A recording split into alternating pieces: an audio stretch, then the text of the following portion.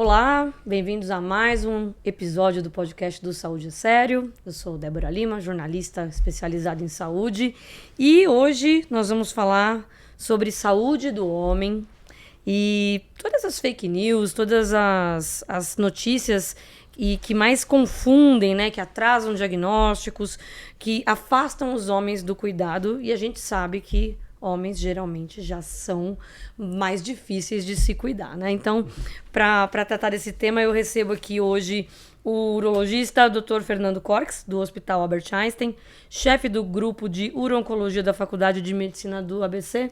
Dr. Fernando, muito obrigada. Para me acompanhar, Dr. Henry Corks, também fundador aqui do Saúde é Sério. E dá para dizer, vou começar assim já daquele jeito, dá para dizer, doutor, que hoje o homem adoece mais por desinformação ou mais por falta de acesso? Boa.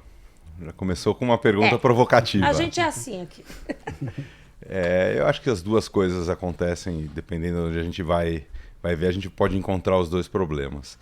O homem, como você bem ressaltou, o homem ele é avesso a olhar para a própria saúde na grande maioria das vezes. Diferente das mulheres que o Henry trata, que estão habituadas a cuidar da saúde desde cedo e crescem aprendendo isso, o homem não aprende. O homem, normalmente, se a gente pegar o homem, vai no pediatra e de repente para de ir no pediatra quando é criança, adolescente. Porque a mãe levou? Porque a mãe levou. Ele para de ir no pediatra e fica perdido. Na verdade, não é nem que é culpa do homem, que ele aprende assim, ele fica perdido, deixa de ir no médico e não precisa ir no médico e não tem o hábito de fazer exames de rotina ao longo de boa parte da vida. E aí a gente, de um tempo para cá, vem tentando convencer os homens de que não é bem assim. Você precisa voltar a fazer exames de rotina, precisa fazer um check-up, precisa olhar para a tua saúde. Então tem talvez um papel da sociedade aí em reeducar os homens a entender que eles precisam e que nós precisamos olhar para a saúde e prestar atenção e buscar informações confiáveis para não adoecer por falta de informações. Dentro do teu consultório, né? Quando a gente pensa em urologista para a saúde do homem, a gente entende que de cara se pensa em próstata, se pensa em câncer, né, de próstata, mas dentro do teu dia a dia clínico, o que mais, né, o urologista, eu entendo que também cuida de mulher na parte, né, da urinária. Exato. Mas na questão do homem, o que mais a gente tem aí de patologias que batem na tua porta? Esse é um bom ponto. E se a gente pegar ao longo da vida e pensando em termos de faixas etárias, é mais fácil da gente entender. Então, se a gente pegar os adolescentes, adultos jovens, quando tem principalmente o início da atividade sexual, então tem todas as questões sexuais, as dificuldades que são muito mais frequentes do que a gente imagina, e todos os problemas que vêm com a sexualidade, seja de entendimento da prática sexual, seja das questões associadas à ereção, à ejaculação, seja as questões relacionadas à preocupação com gravidez, a preocupação com as doenças sexualmente transmissíveis, as ISTs, tanto em termos de tratamento quanto de prevenção, vacinação. Então, nessa faixa etária isso é muito comum. As questões de saúde mental também, porque às vezes, de novo, o homem, da mesma forma que o ginecologista orienta as mulheres, às vezes prescreve medicamento, às vezes encaminha a mulher para um tratamento psicológico ou psiquiátrico, ou só dá uma palavra de conforto, que às vezes é o suficiente para tirar de um rumo errado. É importante, às vezes, a gente fazer isso também em relação à saúde do homem, e às vezes nortear um tratamento e orientar em relação a essas questões. Então, esses são alguns pontos. Depois, com a vida do adulto mais adiante, surgem as questões cardiovasculares, a preocupação com colesterol, com glicemia, com a pressão arterial, com peso. E aí também trata com urologista? Também tem esse encaminhamento com vocês? Na verdade, o homem precisa de um médico. Não que o urologista seja o único médico do homem. Tem médicos que têm um clínico que acompanha, um cardiologista que acompanha, mas o urologista acaba assumindo também esse papel. Então, o que acontece? Às vezes o homem não sabe para onde ir, ou às vezes tem as questões sexuais e tem como referência o médico urologista. E, de novo, para as questões mais simples, qualquer médico deve ou deveria ser bem informado e saber orientar Antes de ser um super especialista, e eu me coloco, a minha formação, meu dia a dia é como um super, ultra especialista em áreas super específicas, mas a gente é médico antes de tudo. Sim. Então a gente precisa saber identificar as questões e, quando a gente entende que não é da nossa alçada, direcionar os pacientes para um tratamento com algum outro colega ou algum especialista. Mas acho que sim, o urologista deve estar preparado. Homem, é o médico do homem. Assim como o ginecologista é o médico da mulher. Exatamente, isso aí é muito interessante, né? Primeiro, obrigado, Fernando, pela presença. É um grande prazer estar aqui hoje. Fernando é meu primo, como os nossos sobrenomes acho que acabou indicando. E é um grande privilégio ter você aqui, né? Quando eu passei na faculdade de medicina, o Fernando foi uma das grandes pessoas. Eu tive algumas pessoas que me apoiaram muito. O Fernando está lá no topo deles, desde o começo, me incentivando, livros e tudo que eu precisei na faculdade. Eu devo aí meu início lá ao Fernando. Obrigado por isso. Obrigado por estar aqui com a gente. Eu ia falar justamente isso, né? A questão de o ginecologista, né, obstetra também, ser o clínico da mulher, né? Então, todos esses aspectos, quando a gente tem a sorte delas buscarem a gente desde o início, né? A gente consegue passar por várias etapas, várias fases da vida dela e poder auxiliar em vários momentos. Foi tudo que você falou, né? Desde vacina até orientações na questão sexual, etc. Né? Então, eu acho que o urologista ele reflete bem isso, né? Seria o clínico do homem. Podemos pensar assim, né? Sim, e com deveria, certeza. talvez, desde o início, né? Começar um acompanhamento de longo prazo, né? Na realidade, é isso que acontece ou não? Eu acho que ainda há pouco, né, no sentido de desde o início, como acontece com vocês, Henri. Mas eu acho que a gente tem visto mais esse movimento. Né? Questões, né, vão surgindo na adolescência, outras questões. A varicocele é uma questão comum para o adolescente, né, super prevalente, e que às vezes o adolescente acaba procurando o urologista para entender e acompanhar. E aí, muitas vezes, esse adolescente acaba tendo o médico urologista como referência e vai ao longo da vida. Outras vezes, essas questões surgem com 30, com 40, e aí a história da próstata acaba sendo uma grande porta de entrada. Então, né, o urologista muitas vezes é associado com um médico que faz o exame de próstata, e o exame de próstata, e as campanhas, o Novembro Azul, acabam sendo motivadores para trazer os homens para o médico. Mas é uma oportunidade de tudo, de ver as questões de saúde como um todo, os grandes pilares da saúde, talvez, que a gente possa... Uma avaliação holística, um acompanhamento holístico, né? Que é olhando para tudo, né? Sim. Exato. Falando um pouquinho da nossa missão aqui do Saúde é Sério, né? Que é a gente desmistificar alguns pontos e trazer essa informação. No consultório, o que é mais perigoso, na tua opinião, doutora? A falta dessa informação ou o excesso de informação que hoje tem na rede social e que às vezes chega de uma maneira deturpada, chega de uma maneira errada? Se a gente for para o juramento hipocrático, então que nós médicos, quando o médico se forma, tem uma tradição de fazer o juramento de Hipócrates. A primeira coisa que o médico jura é não fazer mal. A segunda é buscar fazer o bem. E hoje, em linha com o que você está perguntando, né, Débora, o que a gente mais vê é o mal sendo feito com informações errôneas. Então, o nome desse podcast é muito feliz, Saúde a Sério, porque a gente vê muita informação colocada de forma não séria, desrespeitosa, com interesses financeiros no pior sentido que isso pode ter. Então, a gente vê muita gente prejudicando a saúde com vitaminas milagrosas e remédios milagrosos, hormônios milagrosos, que fazem muito mais mal do que simplesmente não fazer nada. E você já pegou algum paciente ali que chegou com algum problema por conta disso ou porque parou de se tratar por alguma informação errada? Olha, eu diria que quase todo dia. Nossa! Eu pensei nisso, né, que veio a pergunta. Quase todo dia. Quase todo dia. Porque realmente está disseminado, né, Fernando? Fala pra gente o que é os top 2, 3, 4, 5 aí. Olha, sem dúvida, testosterona é uma tônica dos nossos tempos, em todas as gerações, do adolescente ao idoso. Todo mundo quer, né, tem esse conceito de que assim, testosterona boa, testosterona alta.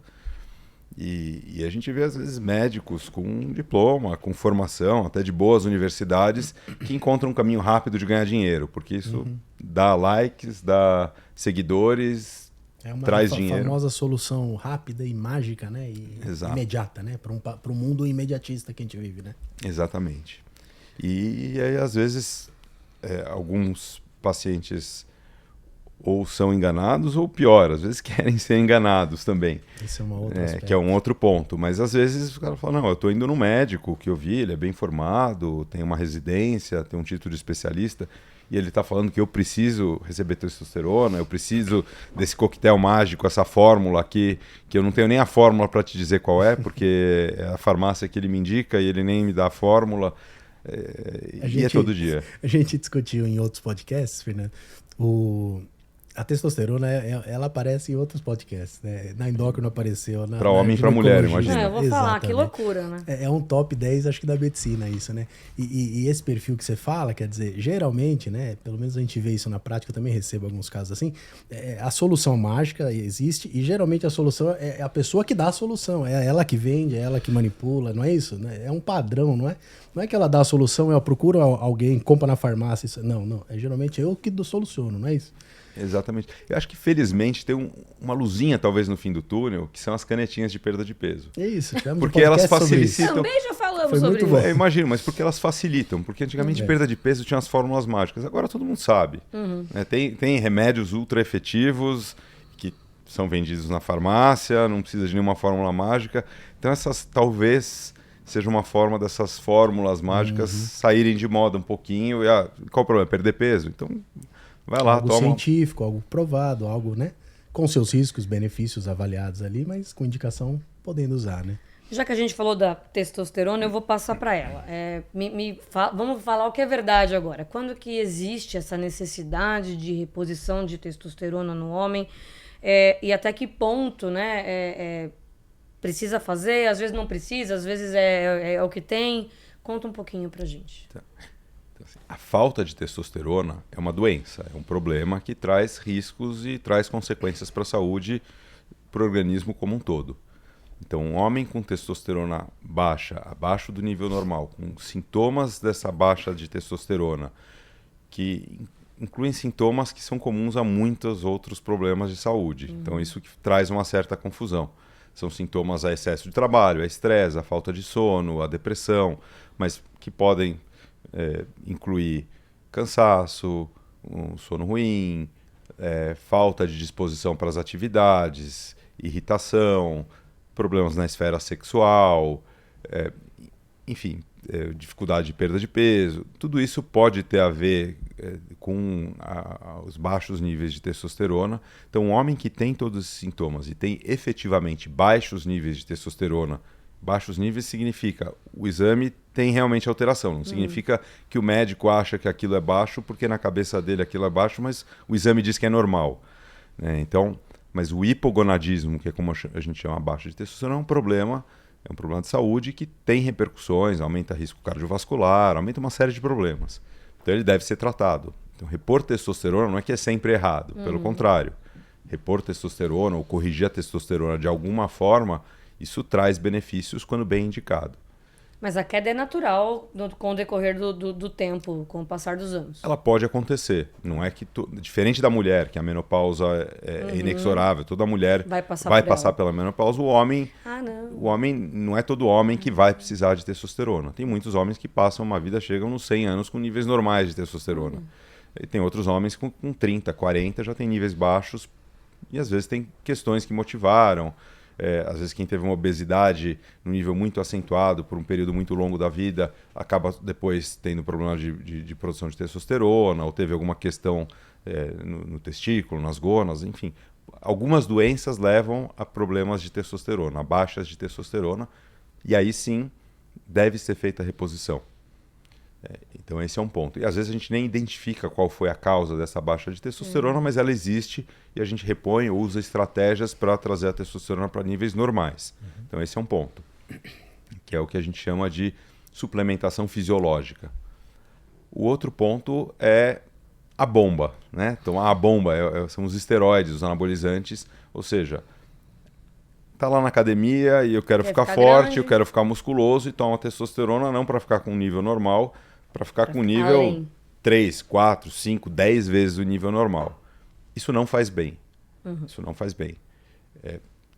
O fisiculturista que quer ficar bombado, porque vive disso e trabalha disso e está abrindo mão da saúde por conta de uma escolha que ele está fazendo, são escolhas. Mas isso não é bom para a saúde. Isso faz mal para a saúde. Isso tem uma série de problemas para a saúde. E a gente conhece diversos deles.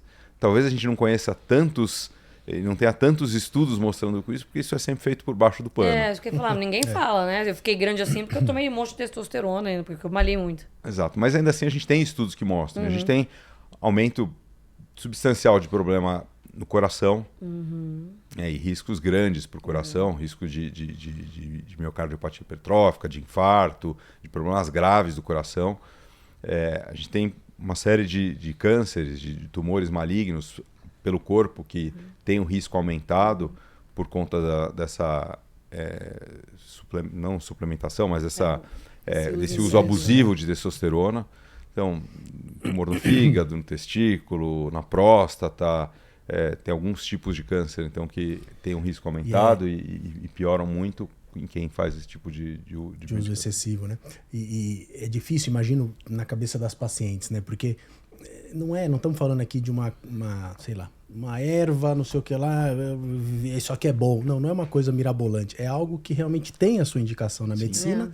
Então, por que não, né? Usar aqui, não baixou muito, mas baixou um pouquinho, eu acho que é melhor para você e tal. Quer dizer, os pacientes às vezes podem entender que não é tão ruim, né? E justamente é isso que a gente precisa passar, né? E tem uma armadilha junto com isso, Henrique.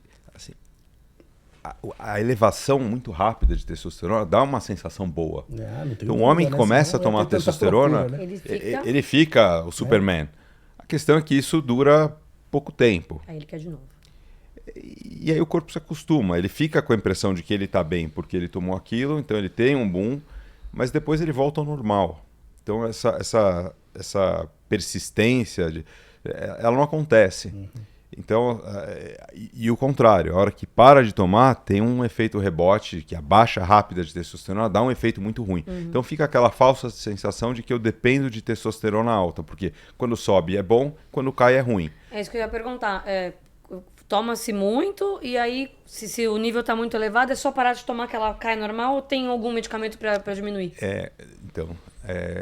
Ou não é tão simples assim? Não é tão simples assim, e aí depende muito de quanto se tomou, do tempo que se tomou, porque o corpo entende que ele não precisa mais produzir. E você está atrofiado ali. Exatamente. E aí, você pegar um homem que usou por 5 anos, 10 anos testosterona exógena em níveis altos, provavelmente ele nunca mais vai produzir. Então ele vai precisar usar. Ele vai ficar dependente, é lógico que aí precisa dosar para usar a quantidade certa. Se o tempo e a quantidade não foi tão grande, ele vai voltar a produzir. Mas a hora que ele para, ele tem uma queda brusca, porque até o corpo entender que ele precisa voltar a produzir, ele vai ficar meio paralisado. E esse momento vai dar uma sensação muito ruim. Então o ideal é ter um auxílio médico para que isso não aconteça. Tem como evitar essa queda de testosterona tão acentuada. E aí afeta a saúde sexual, disfunção erétil. Nesse momento, ligado. Geralmente é imediato. A libido vai lá para baixo, frequentemente tem disfunção erétil. Quando tem esse efeito rebote, é muito comum isso acontecer. Eu acho que é um tema importante da gente falar. Quero entrar em câncer de próstata, mas também quero falar um pouquinho dessas outras patologias, né? Falando de disfunção erétil, pelo pouco que eu entendo, por curiosa e leiga, ela pode ter diversos fatores, né? Fala um pouquinho pra gente que ela ainda é tratada meio que com um problema isolado. É a testosterona, mas às vezes não, às vezes tá na cabeça, tem outras causas. Ela sempre tem várias causas. Um acidente de avião. É um acidente de avião, é isso mesmo. É sempre multifatorial. Porque mesmo, por exemplo, numa situação objetiva, é alguém que faz uma cirurgia que pode ter como consequência uma disfunção erétil orgânica, né? Teve um problema no nervo e tem dificuldade. Ainda assim, a questão psicológica entra na jogada. E aí pode dificultar ou facilitar, dependendo de como aquele homem lida com aquilo, como aquele casal lida com aquilo, dependendo. Então, ela sempre precisa ser trabalhada como uma coisa multifatorial. Então entram as questões orgânicas, entram as questões hormonais, entram as questões psicológicas, entram os remédios, e a gente tem muitos remédios que interferem com a questão sexual, então isso é uma coisa que sempre precisa ser avaliada. Que tipo de remédios? Olha, hoje, que estão entre os mais prescritos no mundo são os antidepressivos. Sim. Quase todos os antidepressivos interferem tanto com o libido, Como com a com ereção, com ereção. com ejaculação. Uau. Então, tudo isso precisa ser avaliado e tem alguns que interferem mais, outros que interferem menos. E, de novo, tudo isso precisa ser colocado em contexto. Não significa que Sim. a gente precisa cortar um antidepressivo e o Pelo homem vai amor de ficar Deus. triste, deprimido, mas não vai ter problema Vai de... ficar de qualquer jeito deprimido. Exato. De jeito nenhum. Então, é uma equação que a gente precisa compor de acordo com cada caso. Mas esse é um tema também importante porque o homem não conversa muito sobre isso. Ele não É um vai. grande É tabu. um grande tabu. E, em contrapartida, é um motivo de desespero de todo homem. Então, essa é uma porta de entrada gigantesca para picaretagem. Imagina, É. né? O pessoal E ganha. assim, o que tem de Oferece, gente né, vendendo soluções. solução mágica, o que a gente vê de homens, às vezes homens jovens indo para soluções que às vezes têm prejuízo para o resto da vida. Né? Fazer uma cirurgia que não precisava ter feito, gastar o que não tem. E tem clínicas que se dizem clínicas sérias que no fim são financeiras. Então a pessoa se endivida para comprar remédios que são inadequados para aquele caso. Tem muita picaretagem. Né? Então, em linhas gerais, assim, é importante ter uma avaliação séria para definir quais são as causas, quais são as melhores formas de tratamento, sejam tirar os fatores que estão prejudicando, seja associar medicamentos. A gente tem os medicamentos orais, que são os grandes conhecidos, que são Famosos. usados à torto à direito, e que são remédios que são muito úteis se bem utilizados. Tem os medicamentos injetáveis, né, as injeções penianas, que muitas clínicas acabam usando isso como remédios milagrosos também, para situações que não deveriam. São remédios que são muito úteis se bem indicados, mas se bem indicados, né, não para todo mundo, para todas as situações. E as cirurgias, as próteses também, que muitas vezes são hiperindicadas. E tem vários tipos também. Né? Tem vários tipos. Tem 2 grupos de tipos, né? As maleáveis e as infláveis. Mas que também a gente vai num crescente de indicações. A gente começa tratando da forma mais simples. Medicamentos, exato. E as próteses são indicações para a minoria dos casos. Nesse sentido que você falou dos comprimidos, né, que quando bem usados, né, e a gente sabe que desde os lançamentos, que já fazem bastante tempo aí, fez um sucesso na população, né, mas a gente vê também desde dessas fases iniciais o pessoal usando de forma absurda. Garotos jovens, né, vai sair, tava o remedinho ali, falaram que é bom, enfim, para potencializar. Quais os riscos dessa questão do uso inadequado para pessoas que não precisam? Tá. Bom, primeiro talvez seja o risco mais grave, que é a associação com outros remédios que não poderia acontecer, que aí sim traz riscos graves para o sistema cardiovascular. Então, tem alguns remédios que não podem ser associados. E se aquele indivíduo faz uso de algum remédio que não pode ser associado com essas medicações, né, a tadalafila, a sildenafila, que são os mais comuns, isso pode trazer risco de morte, inclusive. Ou em situações menos comuns, mas quem tem restrição, não pode fazer atividade física por alguma questão, aí também. Então esses são os riscos mais graves. Além disso, o uso inadequado e sem uma assessoria médica adequada, não é incomum a gente ver homens jovens, criando uma dependência psicológica desses remédios. Então eles começam a não conseguir ter relação sem esses remédios, às vezes vão aumentando a dose por conta própria, e às vezes chegam com efeitos colaterais, com toxicidade no fígado, com problema no fígado, hepatite por conta de uso excessivo desses remédios de forma inadequada. Então começa a ter outros riscos também. E a disfunção erétil, ela pode ser uma doença, um diagnóstico, mas ela também pode ser um sintoma de outras doenças. Sim. Desde sintomas, por exemplo, uma depressão pode surgir como uma disfunção erétil, né? Às vezes o homem tem bloqueios para perceber que ele está deprimido ou com algum distúrbio da esfera do humor ou psiquiátrica, né? E acaba manifestando isso como uma disfunção erétil, mas também é um marcador importante, por exemplo, das doenças cardiovasculares. Então, se pegar um homem de 60 anos de idade, mais ou menos nessa faixa, que começa a ter alguma dificuldade de ereção, um homem, por exemplo, que nunca se cuidou, não foi no médico, Quando você vai ver, isso Tem às vezes é um alguma problema de coisa, circulação que se manifesta como um problema de ereção, mas isso é uma porta para a gente pesquisar a coronária e vai ver que esse homem está com um problema iminente de ter um infarto, de ter outros problemas né, de circulação que são graves também. Então acabam sendo uma oportunidade da gente detectar e prevenir isso e tratar e evitar uma morte súbita, um infarto, um problema mais grave. Muito bem. Vamos falar do câncer de próstata? A gente não está mais no Novembro Azul, mas eu acho que é necessário, porque é uma causa de morte masculina muito alta, né? E muitas vezes evitável, né? Exato. É importante falar. E a gente entende que o tal do exame é um tabu enorme para os homens. E eu queria que você falasse um pouco disso, né? Porque minha percepção, os homens sabem que tem que fazer o exame, eles simplesmente não vão. Ou realmente eles não têm acesso a essa informação? Falta de informação hoje em dia é difícil a gente acreditar, né? Com tanto... Ou seja, a gente... não vem com essa historinha. É isso, a gente está na era da informação. Hoje nem que você não queira, a informação vem, ela chega, né? Mas existe negação, existe sobrecarga, né? O volume de trabalho é enorme. Sempre tem um motivo também para se justificar, se negligenciar, exatamente. Então, eu não acho que é a falta de informação. Mas também, muitas vezes a gente não acredita que aquele raio vai cair na nossa cabeça. Tem isso também, né? Eu ouvi dizer que você fazer a testagem de PSA com o exame de sangue antes de fazer o exame do exame da próstata substitui de alguma forma, evita, posterga, ou é mais uma desculpa?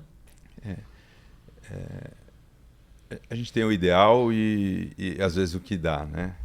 Assim, do ponto de vista de rastreamento, de como a gente tem para cercar da melhor forma possível e com o menor custo possível e com a maior agilidade, a combinação de exame de sangue, né, do PSA com o exame de toque, é o mais efetivo que existe hoje, sem dúvida nenhuma. Então, isso é o que é recomendado. Todas as sociedades especializadas no mundo recomendam essa combinação. Qual idade, Fernando? Aproveitando. Qual que é a idade para começar? Se a gente vai do ponto de vista científico, de recomendações de sociedades, a gente tem variações? Tem variações. O que eu costumo dizer, o que eu costumo recomendar, e até quando a gente fala em nome da Sociedade Brasileira de Urologia, que eu participo de alguns departamentos, e na próxima gestão do departamento de oncologia a gente vai coordenar, assim, com 40 anos o homem deve ir no médico para entender. Porque, na verdade, entender os fatores de risco é complexo. Depende de antecedente genético, depende de etnia, depende de comportamento, depende de uma série de fatores. Então, com 40 anos, vai no teu médico e entende qual é a rotina que você tem que ter. E a gente está falando de câncer de próstata, mas assim, a gente faz prevenção de vários outros tipos de câncer. Testículo. De testículo, de intestino, de outras doenças, cardiovascular, mas de câncer de pulmão também, câncer de orofaringe, que a gente vai falar de HPV, mas também a gente tem medidas preventivas de fazer prevenção primária, né? Prevenção primária é evitar que o câncer apareça, tem vacina. Então, não é só o câncer de próstata, o câncer de próstata acaba sendo a porta de entrada. Então, a recomendação é, com 40 anos, procure teu médico para entender qual é o teu programa, qual é a programação que você vai ter que ter nessa próxima metade da tua vida para evitar problemas. Essa é a metade da vida que os problemas mais sérios começam a aparecer. Então, o que você vai fazer para mitigar isso, para detectar precocemente, especificamente o câncer de próstata? Com 40 anos, a gente recomenda o rastreio para quem tem fatores de risco, ou seja, quem tem histórico na família de câncer associado ao câncer de próstata, câncer de mama, câncer de pâncreas, câncer de estômago, ou seja, alterações em genes que estão associados ao câncer de próstata. Então, esse indivíduo deve começar com 40 anos. Indivíduos de pele preta, então negros e pardos, têm um risco maior de ter câncer de próstata e têm tumores mais agressivos. Então, a gente recomenda que esse rastreamento seja iniciado também mais precocemente. Quem está acima do peso, obesidade é um fator de risco para câncer de próstata, então também comece a fazer o rastreamento mais cedo. Então, nessas situações, 40. Quem não tem esses fatores de risco, 45 anos. E você falou da dosagem do PSA. Então, se a pessoa foi lá aos 40 anos ver o médico, vai ver se tem fator de risco ou não. O PSA entra como fator de risco ou não? Quer dizer, não tem fator de risco, mas o PSA é alto, começa. Esse é um ótimo ponto. Existe um conceito de PSA basal. Então, quem tem um PSA muito baixo aos 40 anos, por exemplo, quem tem um PSA abaixo de 1 aos 40 anos, já sai de um risco mais baixo. Tá. Quem tem um PSA um pouco mais alto nessa idade, já é um sinal de que talvez precise olhar um pouquinho mais de perto. Né? E aí, voltando e fazendo o link com a tua pergunta, que eu não respondi sobre o PSA, se só o PSA serve. Na verdade, fazer só o PSA, o ideal, se a gente quer ser o mais cuidadoso possível, a gente faz a combinação de PSA e exame da próstata. Mas só o PSA é muito melhor do que nada. Né? Então, para aquele indivíduo que fala, poxa, não, eu não quero fazer exame de toque, eu perco o sono com essa história de fazer exame de toque, eu fico desconfortável, eu não foge do médico por conta disso. Você pode ir no médico e falar, olha, eu não quero fazer esse exame. Cada um decide os riscos que quer correr, o que se incomoda, o que não incomoda. É um exame simples, tá? Diga-se de passagem. Mas tem gente que fala, não, eu não quero. Dá para fazer só exame de sangue? Dá. Dá. E dá para a gente cobrir talvez a maior parte, ou detectar precocemente a maior parte dos casos de câncer de próstata só fazendo exame de sangue. A gente vai perder um percentual aqui que a gente poderia diagnosticar mais cedo. Mas a maior parte, 80% Porque dos se casos, alterou a gente o PSA, consegue. já teria pego antes com o de toque. Tem um overlap, tem uma sobreposição. Tá. Alguns casos a gente consegue pegar no início com PSA, alguns casos a gente pega no início com exame de toque, alguns casos a gente pega com os dois, com qualquer um dos dois. Então tem uma sobreposição. Dos dois, o que é mais efetivo é o PSA. Mas o exame de toque tem uma complementação ali que ajuda. E a gente tem também outros exames que a gente não consegue usar por questão de custo, de complexidade, de disponibilidade, como o exame de rastreamento para fazer para todo mundo, todo ano, que é a ressonância magnética, mas que é um exame que acaba entrando como uma forma de complementar esses exames, principalmente em situações em que tem uma dúvida ou que tem um risco maior. Então a gente acaba compondo com esse exame nessas situações. Só para complementar, quando você então vê esse paciente e aí você decide por 40 ou por 50, enfim, a partir desse momento, nos dois grupos, aí a periodicidade é anual ou muda? Nesse de 40 é X, no outro é mais? Como que funciona? Alguém que tem um risco maior, e eu não falei, hoje em dia a gente tem, por exemplo, cada vez mais pessoas que conhecem risco genético. Então eu tenho uma mutação de BRCA. Já chega falando. Ou Às você vezes já detecta, sabe, né? ou tem alguém na família que teve, ou a pessoa fez um teste genético por curiosidade. Então, para esse indivíduo, a gente faz um acompanhamento mais de perto. Anual, às vezes até semestral, dependendo do que tem ali acontecendo. Para o indivíduo de 40 anos, que tem um PSA baixinho, cada 2 anos... De novo, a gente precisa olhar a saúde como um todo. Se ele tem um risco baixo de câncer de próstata, mas ele está com colesterol estourado, ele vai ter que acompanhar aquilo, vai ter que fazer exame de sangue, ele acaba fazendo exame de PSA anualmente, né? Porque é um exame simples que acaba entrando na conta. Ou se ele tem um diabetes, ou se está com a glicemia, tem uma esteatose. Então, às vezes, a gente acaba fazendo uma composição com outras questões de saúde. Mas olhando só para a próstata, um indivíduo de 40 anos com risco baixo, a cada 2 anos é mais do que suficiente. Perfeito. A partir de 50 anos, a recomendação é anual. Porque sintoma não tem, né? Sintoma não tem. O câncer de próstata, ele normalmente só traz sintoma quando ele cresceu bastante. Já cresceu muito. Acaba tendo uma confusão com uma outra doença muito comum na próstata, que é o aumento benigno da próstata, que a gente chama de HPB, ou hiperplasia benigna da próstata. Então, os sintomas eles podem se confundir. Eles são semelhantes. Alteração para urinar, dificuldade para urinar, jato urinário mais fraco, acordar à noite para urinar. Mas é muito mais frequente que esses sintomas sejam decorrentes de doenças benignas da próstata do que do câncer de próstata. Mas podem acontecer nas duas situações. Entendido. Já falou de HPV, então vamos falar de HPV. Porque no consenso, pelo menos no que eu ouço, o HPV a gente pensa em útero, pensa em mulheres, né? Como é que é o HPV no homem? sem dúvida nenhuma, o HPV para as mulheres acho que motivou as maiores mudanças na nossa sociedade, e a vacina e tudo isso, porque os problemas são mais graves, mais frequentes, e foram mais frequentes, e felizmente tem diminuído, mas no homem o HPV também é um problema. E tem uma série de doenças que já foram associadas e são associadas ao HPV. Então, HPV, a gente está falando do papilomavírus humano, né? Um vírus que a gente tem vários subtipos, e a gente acaba dividindo em alguns subtipos que a gente chama de baixo risco, outros de alto risco. E quando a gente fala em risco, é risco de câncer. Para o homem, os principais tipos de câncer associados ao HPV, a gente tem o câncer de pênis, que tem uma associação com o HPV, apesar de ser um câncer bastante raro. No Brasil, a gente tem a região Nordeste, que tem bastante, e esse é um dos títulos que a gente tem de campeão mundial de câncer de pênis, principalmente no estado o Maranhão é a região do mundo com o maior número de casos de câncer de pênis. Então, o HPV entra como um dos fatores também, além de questões de higiene, de circuncisão, que aumentam muito o risco dessa doença.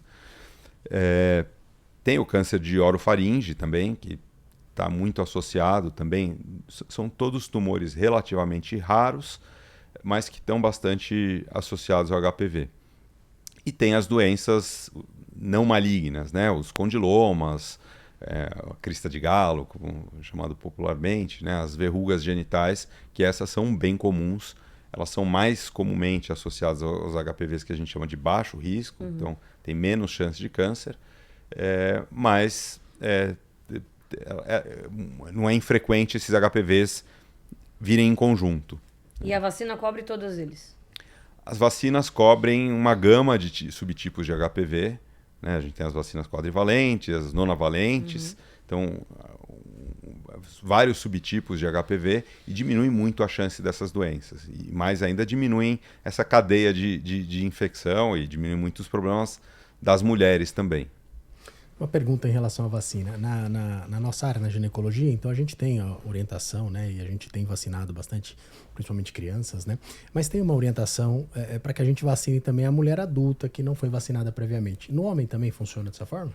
No homem a gente tem mudado isso, e na verdade as idades dos homens têm reduzido, têm diminuído, agora junto com as mulheres também. A gente vacina antes de ter exposição sexual, já as crianças. Mas também no homem adulto, principalmente o homem que tem lesão de HPV ou que tem um comportamento sexual de maior risco, se recomenda assim a vacinação para HPV. Então, o homem que tem, e o HPV no homem, com frequência ele é recorrente, né? Tem a lesão, você trata, ela volta a aparecer, ou a parceira está tendo, a parceria está tendo lesões de HPV, está tendo problema por conta de HPV, e aí vacinar você diminui a recorrência e diminui outros problemas associados, né? Eu falei, os tumores de orofaringe são tumores graves e tumores passíveis de prevenção. A vacina previne muito bem. Então, existe a recomendação, sim, nessas situações específicas de vacinar o homem adulto. Você falou da questão lá do Maranhão, eu me lembrei da campanha de lavar bem. E a gente ainda precisa, em 2025, falar para a pessoa que ela precisa lavar direito os seus órgãos genitais. Que tipo de...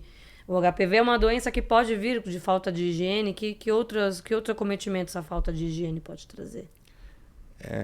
Quando a gente fala de falta de higiene, tem a falta de higiene de aprender a expor, né, a retrair o prepúcio, expor. Tem, às vezes, falta de orientação, às vezes falta de acesso à saúde também, quando a gente está falando, dependendo, né? Porque às vezes tem um homem que tem fimose, tem o prepúcio fechado, não expõe, e aí é difícil higienizar também. Né? Então, às vezes, é aprender a higienizar, entender que precisa retrair o prepúcio, lavar, às vezes é questão de acesso à saúde também. Né? Então, acho que melhorando o acesso à saúde, promovendo, a Sociedade Brasileira de Urologia há alguns anos fez um mutirão de circuncisão lá no Maranhão para tentar diminuir isso, e durante a circuncisão, nesse mutirão, foram detectados vários casos de câncer de pênis que estavam escondidos embaixo de fimose, lá nessa região. Então é uma mistura de higiene e de acesso à saúde também.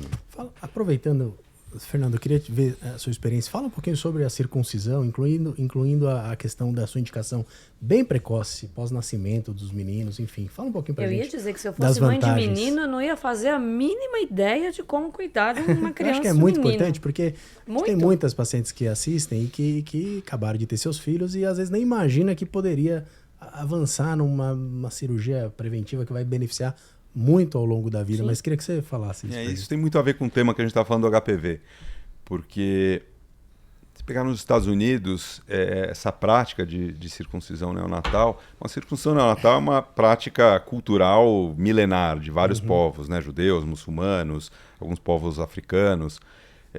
Boa parte do mundo é circuncisado por diversos fatores.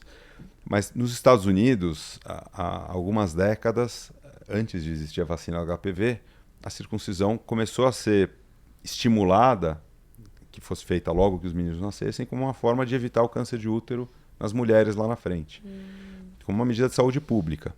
E se a gente pega hoje nos Estados Unidos, 80% dos meninos que nascem já fazem circuncisão na maternidade.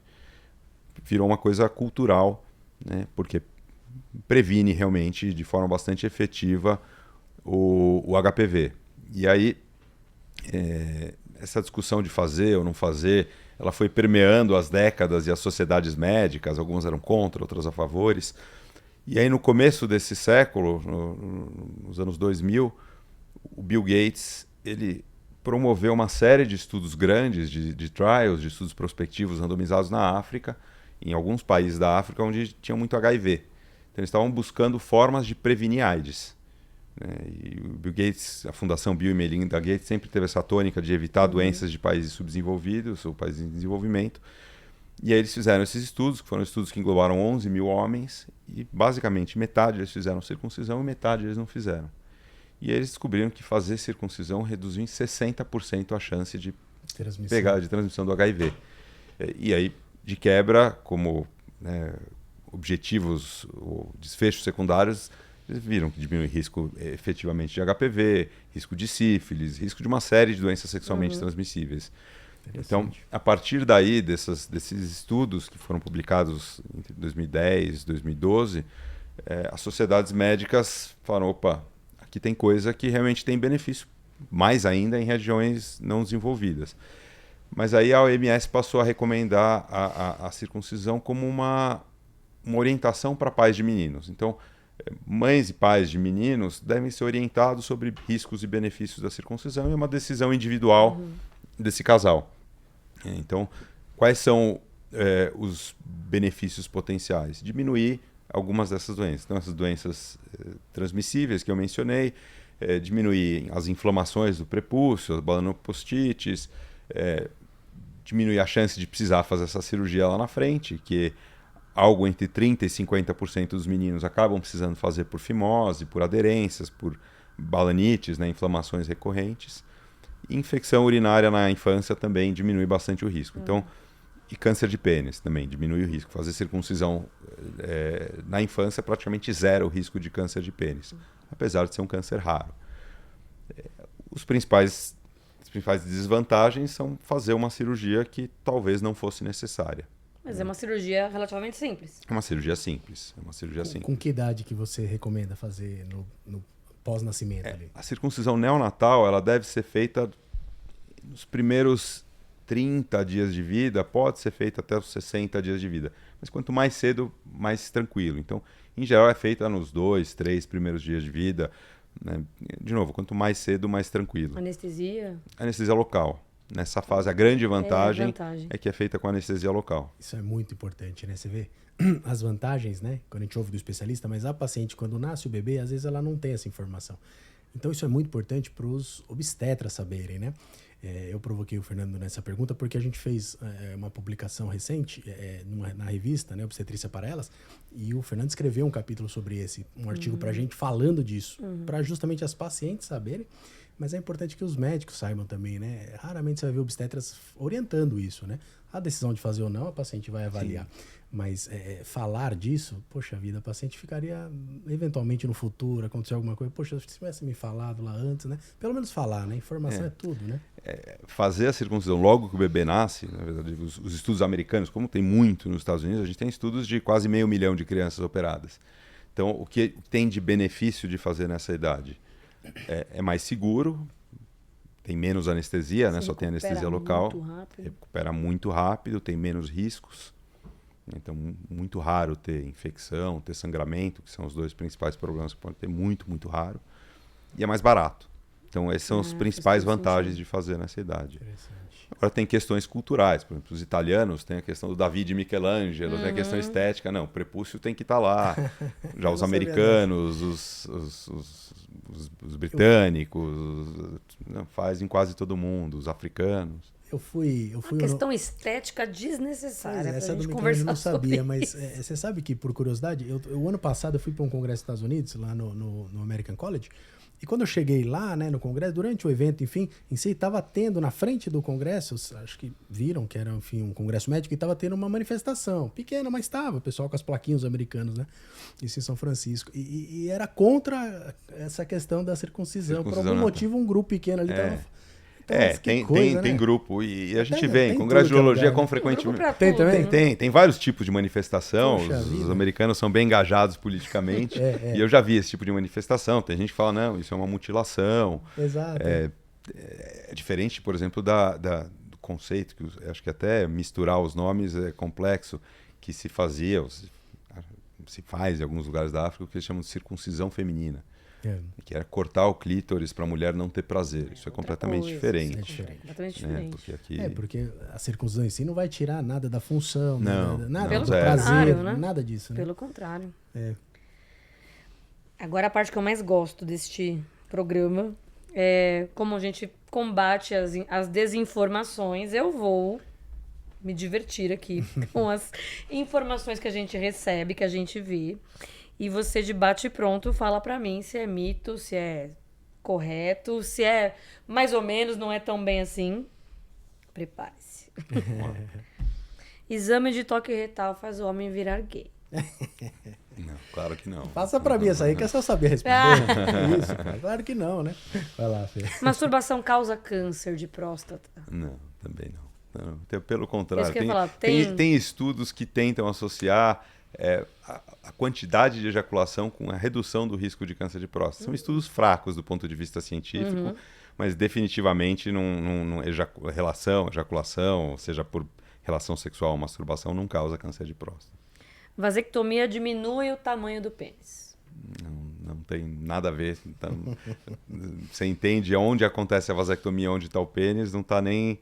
Então, a vasectomia consiste em interromper a passagem do espermatozoide no canal deferente, que é o canalzinho que sai do testículo, passa ali no saco escrotal e vai lá para a próstata levar. Então tá longe do pênis anatomicamente, não muda o tamanho do pênis.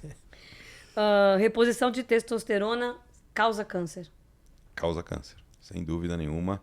Mais de um tipo de câncer já foi associado a... Quer dizer, vamos lá. Acho que eu quase caí na armadilha. Reposição de testosterona, não. Uma suplementação suprafisiológica, sim. Reposição de testosterona. O homem que tem baixa testosterona, que a gente só repõe, não causa câncer, é super seguro, pode ser feito. Muito bem. O anabolizante usado só de vez em quando ou em pouco tempo não causa nenhum daqueles efeitos colaterais que a gente viu? Não, às vezes uma dose de anabolizante pode causar muito efeito colateral, pode prejudicar bastante. Então não tem uma dose segura. É difícil a gente falar, olha, usa só um pouquinho que é seguro. E anabolizante pode ser injeção, pode ser o comprimido, pode ser a fórmula mágica, pode ser o gel. Tudo isso é anabolizante. Muito bem. Queria que você encerrasse aqui, deixando um recado, né? Depois de tudo que a gente conversou aqui, ficar claro que os homens precisam, por favor, ir procurar mais o seu médico. Não pôr isso na conta da mulher. Agora eu vou falar como mulher. Não pôr na conta da mulher essa busca, né, pela sua saúde. Eu queria que você deixasse, essa câmera é sua, dar um recado aí para os nossos seguidores das redes e do YouTube para conscientizar sobre a saúde masculina. Eu concordo com você, mas eu deixo também o recado para as mulheres de continuarem levando os médicos, os homens para o médico, porque vocês têm um papel super importante e tem dados. Um dado bastante conhecido é que homens casados vivem mais, em média 7 anos a mais. E um dos grandes motivos disso é porque eles se cuidam mais, porque as mulheres provocam e insistem eles a isso. Isso é fato. Então, às vezes o homem está, até pelo papel nosso na sociedade, o homem está lá, tem que trabalhar, tem que... Né, eu não posso parar, e a mulher fala, não, você precisa se cuidar. Então, o homem tem que se cuidar sim, né, tem que cuidar da saúde, não é menos másculo fazer isso, não é demérito fazer isso, não é problemático, mas as mulheres também devem continuar com esse papel de trazer os homens para cuidar da saúde. E acho que o principal que eu queria dizer aqui é parabenizar você pela entrevista brilhante, tua forma de conduzir a entrevista, e o Henry, o Cordioli, por essa iniciativa que é tão importante, tão fundamental e que, sem dúvida, faz a diferença na vida de muitas pessoas, direta e indiretamente, porque, voltando para a primeira pergunta, a melhor forma da gente fazer o bem é talvez não fazer o mal. E aí, a partir daí, a gente começa a fazer o bem também. Excelente. Seu Obrigado, tchau, eu só Henry. agradeço também. O Fernando, a Débora, foi excelente, foi muito bom. Vários recados, várias coisas importantes. E quem sabe mais pra frente a gente chama novamente Tem o que voltar. Tem professor muito Fernando assunto. aqui Eu não pra falei da conversar, né? metade. Esse é um prazer. Obrigada, Obrigado, viu, gente? Até uma próxima. Até a próxima.